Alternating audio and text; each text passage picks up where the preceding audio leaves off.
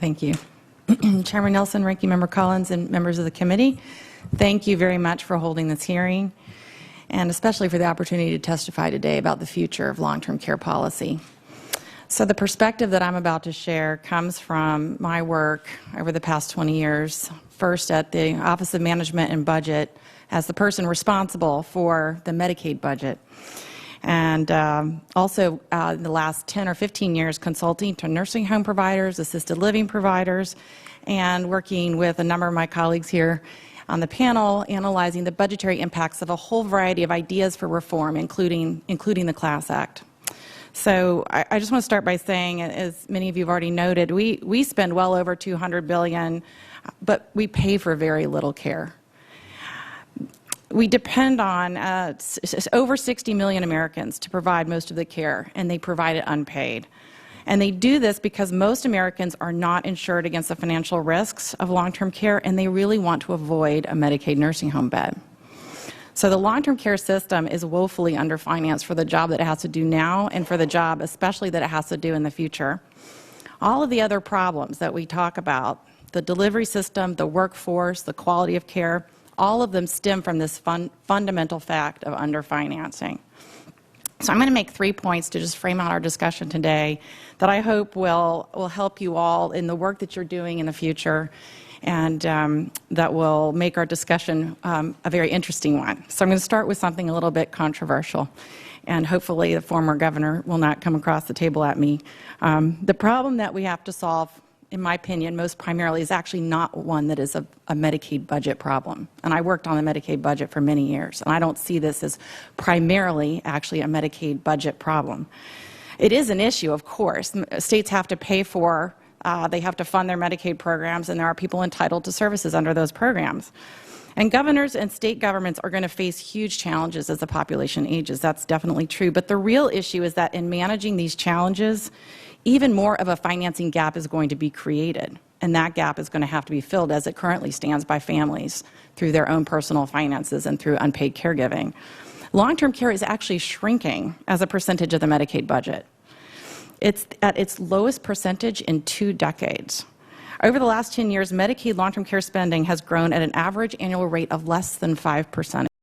And it's true that we'll have many more older Americans, as I said, but the larger concern is that in preparing for these demographics, states are doing very smart and logical things from a budget perspective, and they're already demonstrating that they can and they will exercise the budgetary levers that they have to both reduce the number of people who receive Medicaid long-term care services and the amount that they spend per person, and they're going to do it in all settings, not just nursing home.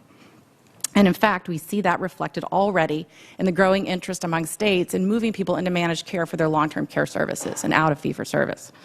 In other words, relative to the number of people who are going to need long-term care in the future, there's going to be a lot less Medicaid to be spread around and among those people. So secondly, my second point is that the inability of Medicaid to keep up with the growing demand points, in my opinion, to the real problem, that the underfinancing of long-term care creates and contributes to enormous economic insecurity, which is already a major problem in this country, and this is a big part of it. And it's an insecurity for the majority of American families, and they think about what they might be facing in the future.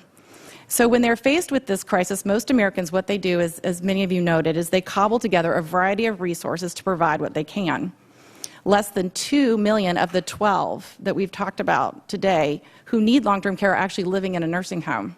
And that's because the rest live in the community where Medicaid dollars are the scarcest and where 1/3 of all American families report providing some type of caregiving. 1/3 of all American families are now providing some level of caregiving. When they provide this care, they do it at a rate of 20 hours per week.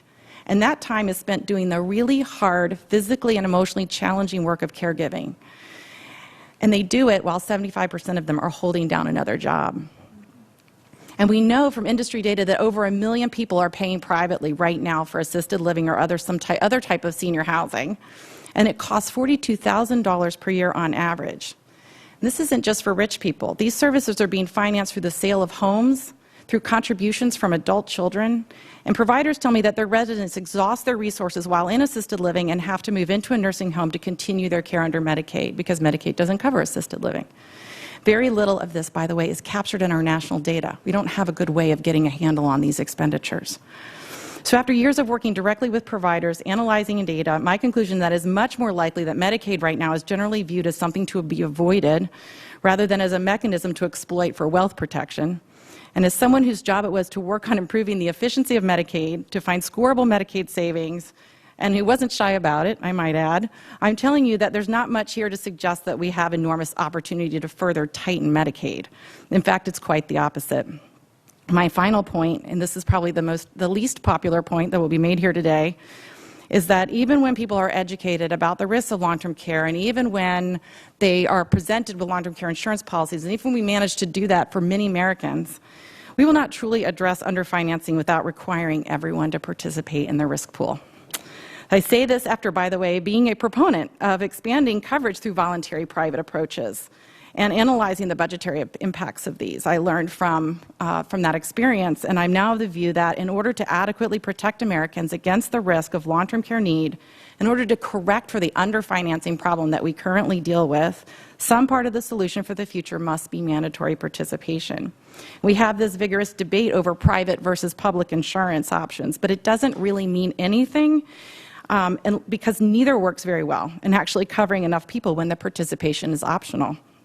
It's an important debate, the debate between public and private for sure, but not one we should be having without facing the reality of what it will really take to protect Americans, and in doing so, we will address the Medicaid budget issues in the process. I look forward to your questions. Thank you. Thank you. Dr. Chernoff. Thank you, Mr. Chairman, Ranking Member Collins, and members of the committee. Dr. Warshawski and I are pleased to be here today to present the vision and recommendations of the Long-Term Care Commission, and I want to begin